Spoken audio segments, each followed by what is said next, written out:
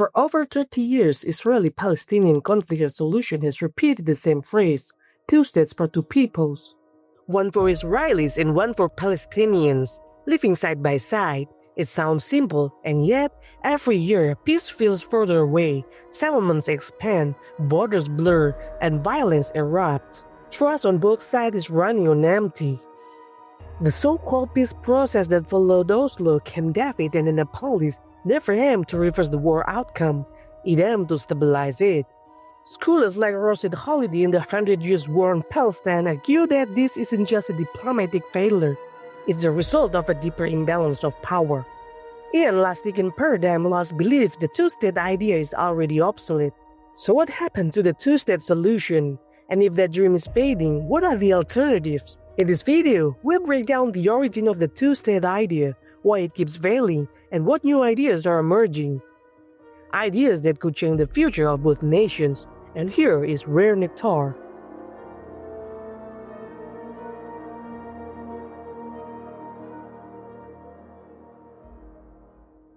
The idea of two states, Israel and Palestine side by side, sounds like a modern invention, but it's been debated for almost 100 years.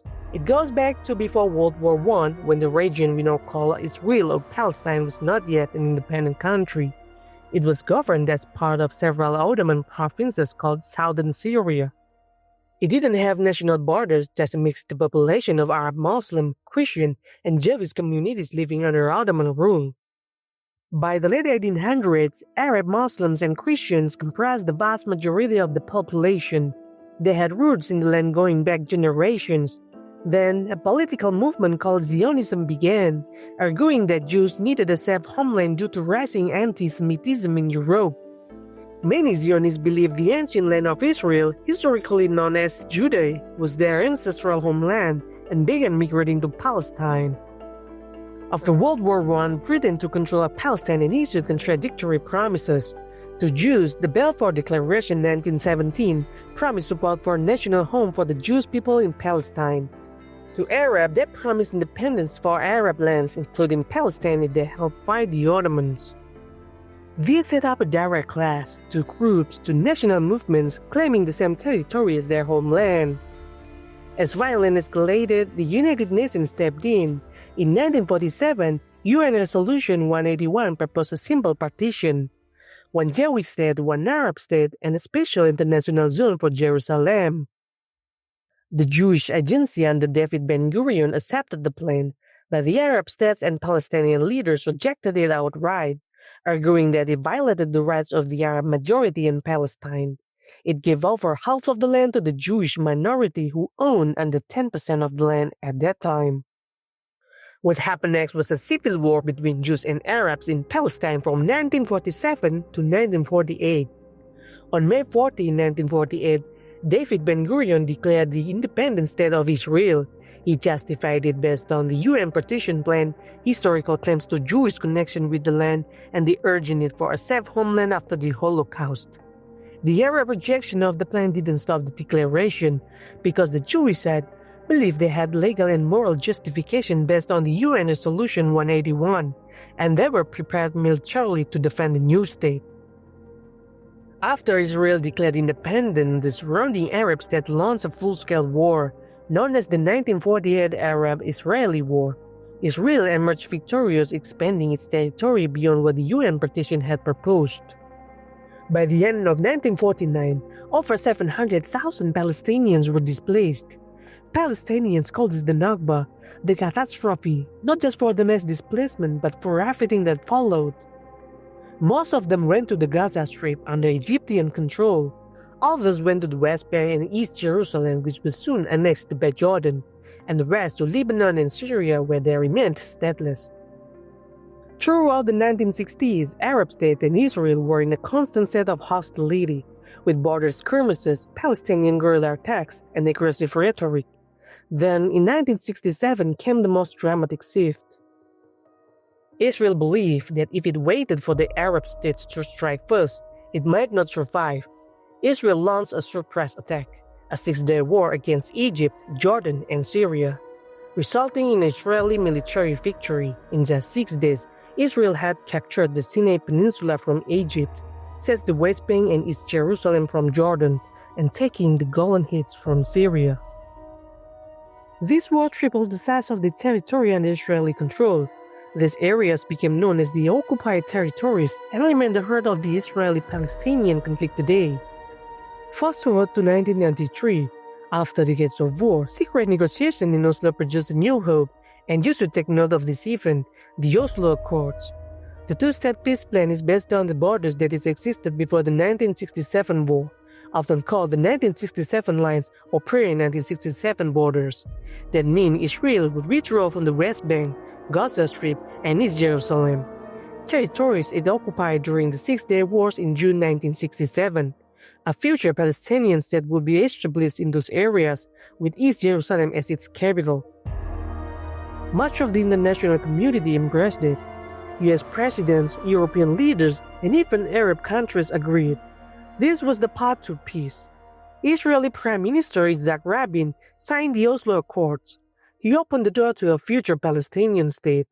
This agreement resulted in the establishment of the Palestinian Authority to govern parts of the West Bank and the Gaza Strip. But 2 years later, PM Isaac Rabin was assassinated by Jewish extremists who opposed concessions.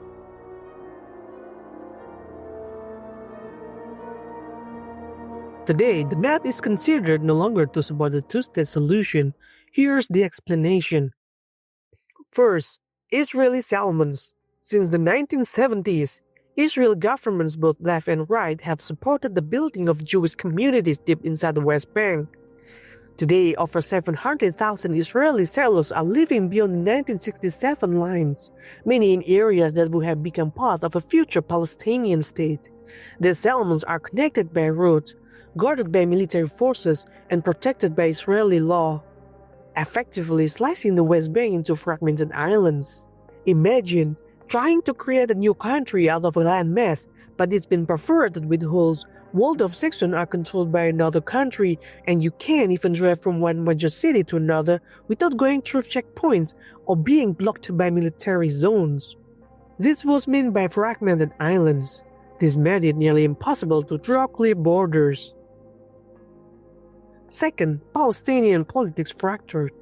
In 2006, Hamas, an Islamist political and militant group that rejects Israel's right to exist, won an election. Fatah, the ruling party under President Mahmoud Abbas and the backbone of the Palestinian Authority, lost. This shocked many Western and Arab governments, as they had expected the more moderate Fatah party would seize the Palestinian Authority to win. Even though Hamas won the elections, Fatah and President Abbas were reluctant to hand over full control of the security forces and key government institutions. Hamas saw this as sabotage. Fatah saw Hamas as unprepared and dangerous. This created a tense dual power situation, but eventually Hamas seized full control of the Gaza Strip in June 2007. After Hamas won, the US, EU, and Israel refused to recognize it unless they recognize back Israel. They have to renounce violence and accepted past peace agreements. Hamas refused those international conditions and even calling them unfair. In response, foreign aid and diplomatic support were cut off, weakening the Palestinian Authority and fueling internal tensions. Within a year, Hamas seized full control of Gaza and began governing it on its own. Meanwhile, Fatah, through the Palestinian Authority, retained control of parts of the West Bank.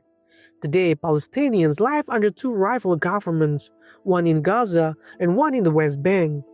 And the division means there's no single Palestinian leadership that can speak for both territories or negotiate a unified peace. Third, distrust and violence. Suicide bombings during the Second Intifada, military invasions of Gaza, rocket attacks, and airstrikes, each cycle hardened options and eroded hopes.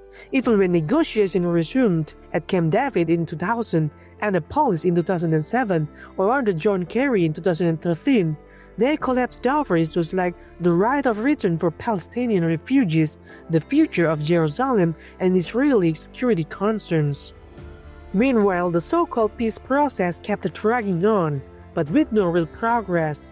As UN Lustick argues in Paradigm Lost, the two-state solution became more of a ritual than a plan, repeated by diplomats but never implemented. Lustick argues that politicians' advocates continue to promote the idea of two states not because they believe it can happen, but because it postpones difficult moral and political responsibility. He points out that the rapid expansion of Israeli settlements in the West Bank is the reason that territorial partition is impossible.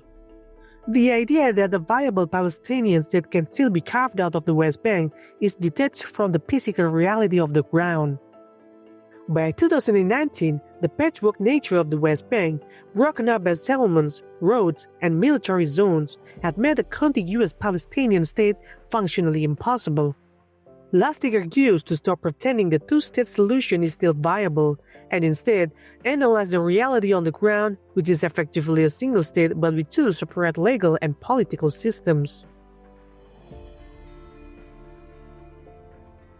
If the two-state solution is no longer viable, what's the alternative? Some scholars and activists propose a one-state solution, not partition but equal coexistence in a single political framework.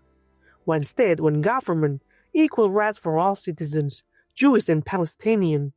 This vision includes voting rights for everyone, including Palestinians in the West Bank and Gaza, an end to military occupation, and new discussion around issues like refugee rights, property claims, and national identity.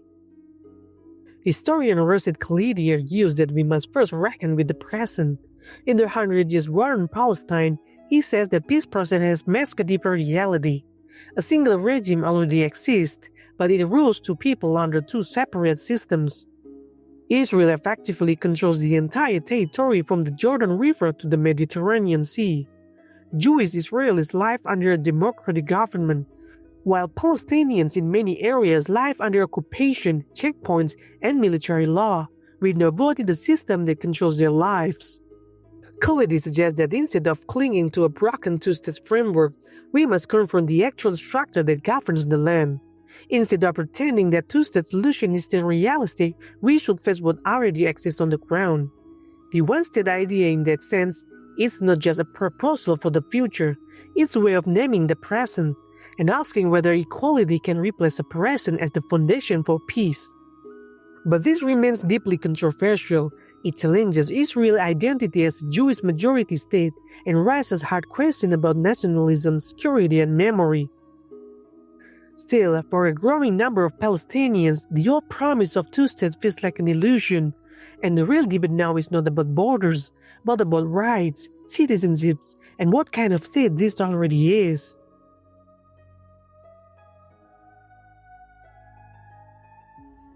After decades of war, peace talks, and failed promises, one thing is clear. There is no easy way forward, but ignoring reality isn't a strategy, and slogans aren't solutions. So where do we go from here? Some still believe a two-state solution is possible. If not now, then someday. They argue borders can be redrawn, settlements frozen, and both peoples can live side by side with international support. Others believe it's time to face a different reality, one that already exists, but it treats its population unequally.